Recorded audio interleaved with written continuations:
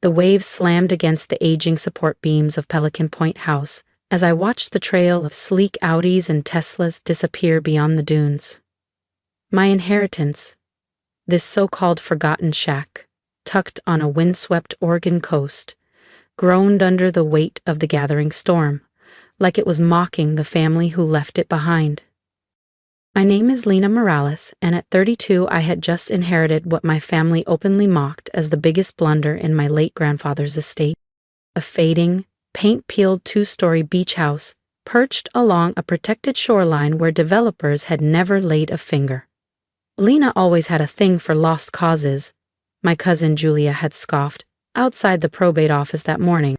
She'd strutted out clutching the deed to a gleaming Portland high-rise project, worth over $15 million, 0 cents. My older brother Caleb claimed the family's vineyard and wedding estate in Napa, $22 million, 0 cents, on paper at least. And me? I got the dusty old summer house where we used to roast marshmallows and chase gulls barefoot across the rocks. It's a patch of useless coast, my uncle had declared, voice dripping with condescension. No developer touches it. State regulations, environmental red tape, and now something about archaeological risk zones. Waste of paperwork. What none of them knew, and what I'd never bothered to correct, was that I'd spent the past 2 years working with the Coastal Heritage Institute. My focus? The underwater remnants of 19th century trading posts lost along the Pacific coasts, including one rumored to be right beneath this bluff. Lightning forked across the charcoal sky as I unlocked the warped front door. Inside, the air was thick with the scent of sea spray, cedar, and memory.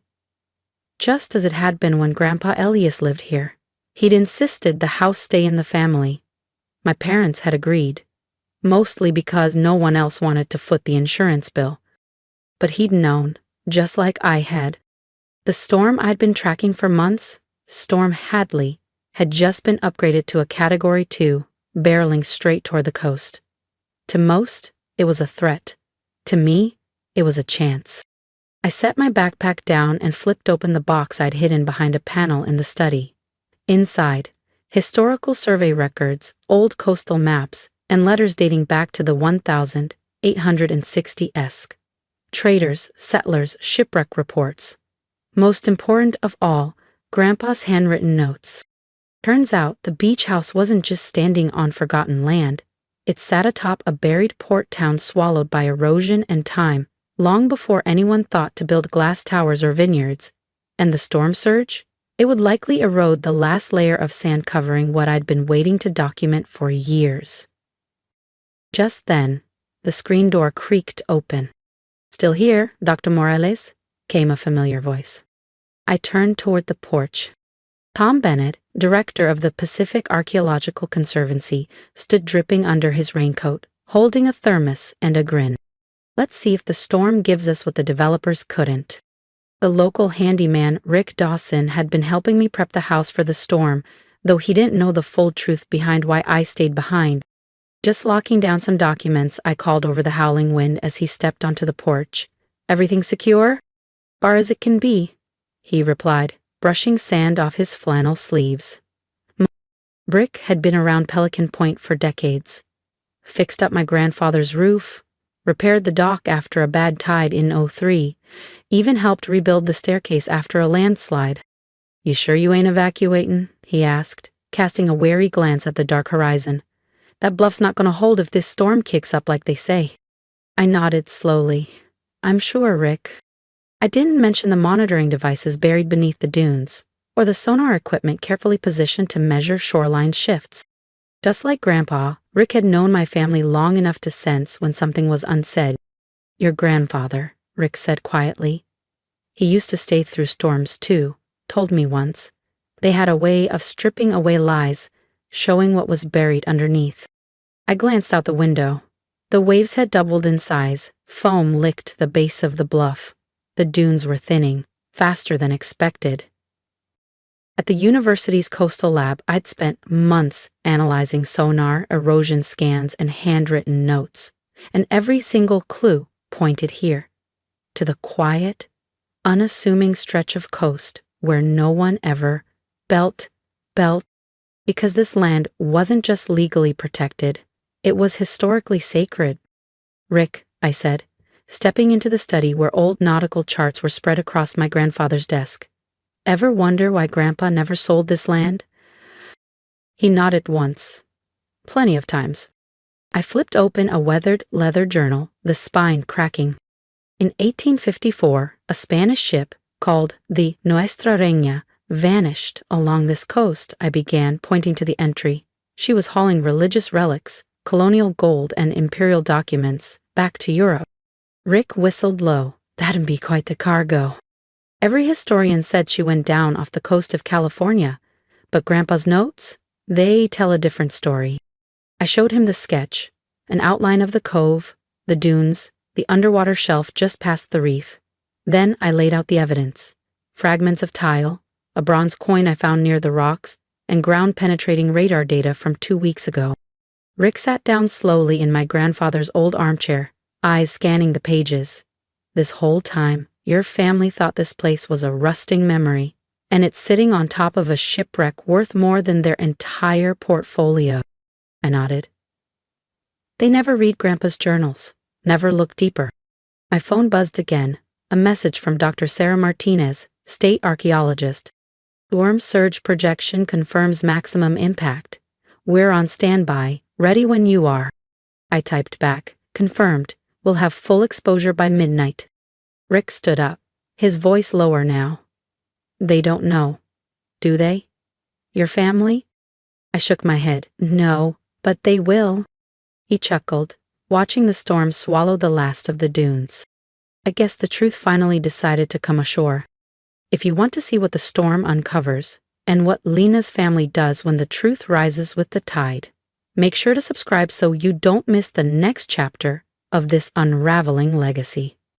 I thought about their smug, laughing faces as they'd driven off in their luxury cars, so sure they'd walked away with the better end of the inheritance. My brother bragging about wine tours, my cousin raving about rooftop views.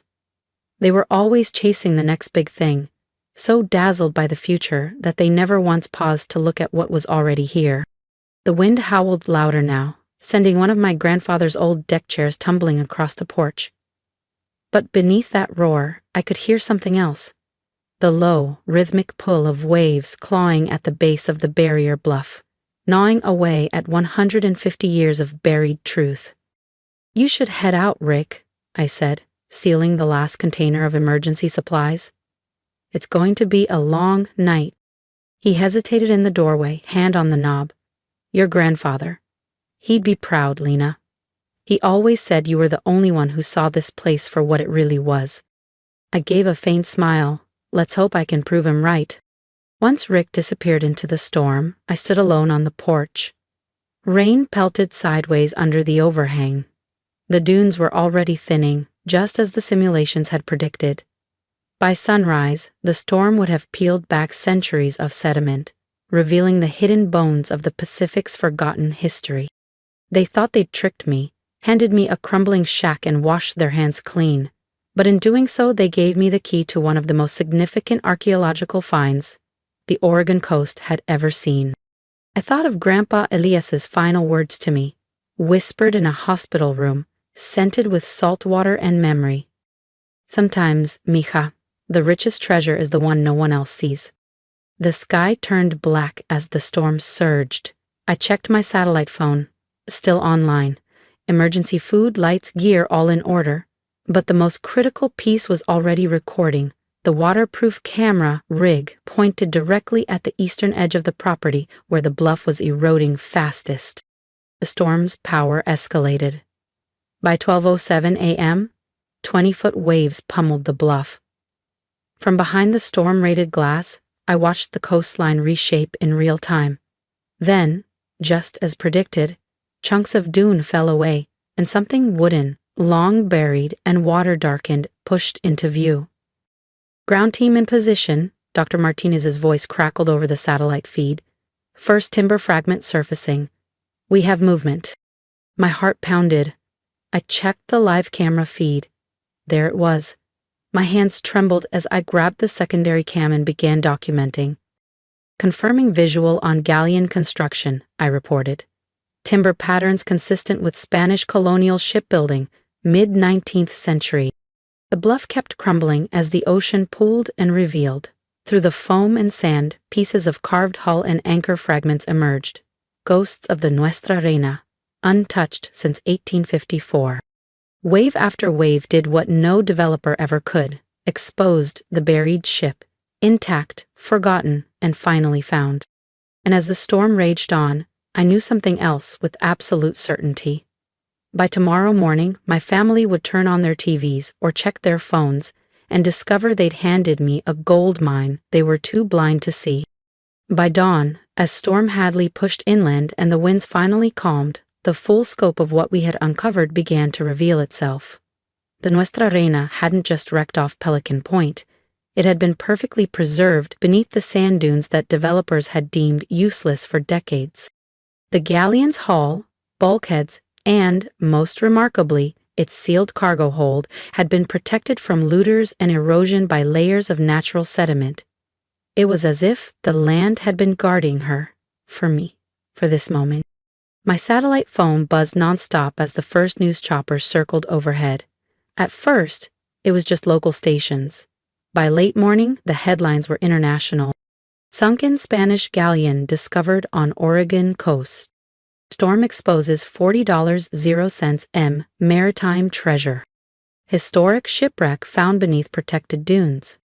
I stood near the bluff with Dr. Martinez and the survey team, watching history rise from the waves as divers and technicians began their initial assessments. Then came the call I'd been expecting. My father's voice was tight, unfamiliar, uncertain. "We're, seeing something on the news," he said. "About that old house. There must be a mistake. Our surveys..." "We're focused on real estate," I replied coolly, like I was giving a guest lecture, "not historical preservation. We were looking for building potential, not..." "Whatever this is," he muttered. "Artifacts," I corrected. "Cultural history. And speaking of that, Dr. Martinez from the Oregon State Maritime Preservation Office would like a word about all those unapproved attempts to bulldoze a protected site." Silence. In the background, I heard Julia and Caleb snapping at each other over legal ownership. "We should meet," my father said at last. "As a family, discuss options, maybe come to an agreement." I watched a second team of surveyors arrive, their vehicles kicking up sand as they parked beside media vans. "I'm a little busy," I said, "but my lawyer can meet with you tomorrow. We've just finalized a preservation easement for the entire property." "A what?" "It means Pelican Point is now permanently protected. No development, ever. The land will be turned into a coastal research station and public maritime heritage center. Construction rights are off the table for good." I could almost hear his jaw clench. "Lena, be reasonable," he snapped. "Do you even understand what developers would pay for that land now?" "About $40 million, 0 cents less than what it's already worth to the world," I replied. "This was never about flipping land. This is about preserving truth." In the days that followed, Pelican Point transformed. What was once dismissed as a crumbling house on useless land became the most significant maritime archaeological discovery on the Pacific coast in over a century. The Nuestra Reina's cargo, gold coins, hand-carved religious relics, ceramics, and colonial documents, was carefully excavated, cataloged, and preserved. Research institutions offered partnership grants. Museums across the country reached out to negotiate exhibit loans. And through it all, I stayed grounded in the promise I'd made to Grandpa Elias, to protect this place, not just from storms and time, but from greed.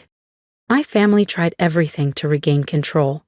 Legal maneuvers, teary phone calls, veiled threats through attorneys, and even a brief and laughable petition to have me declared mentally unfit to manage the property. But what none of them realized was that my grandfather, Elias Morales, had been smarter than all of us combined. His will was airtight. The transfer of Pelican Point House to me had been planned meticulously, and my documentation proving the site's archaeological value, rock solid. "You could have been rich, Lena," my cousin Julia said bitterly when they finally dropped the last legal challenge. We stood on the newly reinforced overlook above the excavation site, watching researchers in wetsuits catalog pieces of the Nuestra Reina still emerging from the sand. "I am rich," I replied, not turning to look at her. "Just not in the way you mean." 1 year later, we opened the Pelican Point Coastal Archaeology Center. The old house, lovingly restored and expanded, now served as our research headquarters and public education facility. We rebuilt the eroded bluff and dune system using eco-engineering, preserving both the structure and the shipwreck beneath it. Rick Dawson, now semi-retired, joined our maintenance crew. He became the unofficial guide for new interns, teaching them not only how to secure storm shutters, but how to respect the land and its stories. One evening, as we watched the sunset from the rebuilt porch, he turned to me and said, "Your grandfather used to say that real wealth isn't about what you own, it's about what you choose to protect." My family eventually adapted. The international spotlight from the discovery boosted interest in their other ventures. Julia rebranded her Portland condos with nautical themes. Caleb's Vineyard hosted a maritime memory event every summer. Even my father began attending our center's lectures, always quick to introduce himself as Dr. Morales' father. Last month, I led a group of 5th graders through the main exhibit. A girl with bright eyes asked me, "Why didn't anyone find the ship before?" "Because," I said, kneeling beside her, "sometimes the most valuable things are buried where no one thinks to look." Those dunes developers ignored? They kept this history safe for over 150 years, just waiting for the right people and the right moment. Our newest exhibit showcases my grandfather's journals, displayed next to the sonar equipment that proved his long-dismissed theories. Visitors can flip through replicas of his notes, handwritten in ink faded by salt air, and see how a quiet man protected a legacy with foresight and love. In my office, formerly Grandpa's study, I keep one photo framed behind my desk. It's from the morning after Storm Hadley, the sun breaking over the horizon, golden light touching the newly exposed ribs of the Nuestra Reina. I'm standing alone on the shore, the old house behind me, still upright and defiant after all those years. My family thought they were punishing me, saddling me with an aging property and worthless land. In reality, they handed me the key to rewriting history. Now, when the skies darken and storms approach Pelican Point, I stand on that porch again, but never alone. Graduate students, visiting scientists, and volunteers gather beside me, all of us learning what Grandpa always knew. True value isn't always visible at first glance. Last week, I found a new message in the visitor log. It was signed in my father's distinctive script. I was wrong about what makes land valuable. Sometimes, the greatest worth lies in what we choose to preserve, not what we build. Beneath it, I added Grandpa's favorite line. "The tides of time reveal all treasures to those patient enough to wait, and wise enough to look beneath the surface." Pelican Point House still creaks in the wind. But it's not just a house anymore. It's a monument to patience, a lighthouse for curious minds, and proof that sometimes the best kind of revenge is building something that lasts. And every morning, when I unlock the doors to the center, I remember that night, the storm, the wreck, the secret revealed. They gave me dunes and weathered wood. I turned it into a legacy. If you've ever been told what you had wasn't worth anything, I'd love to hear from you. Share your story in the comments. Your voice matters. And remember, sometimes life buries value where no one expects it. Trust your instincts. Protect what others overlook. That's where true legacy begins.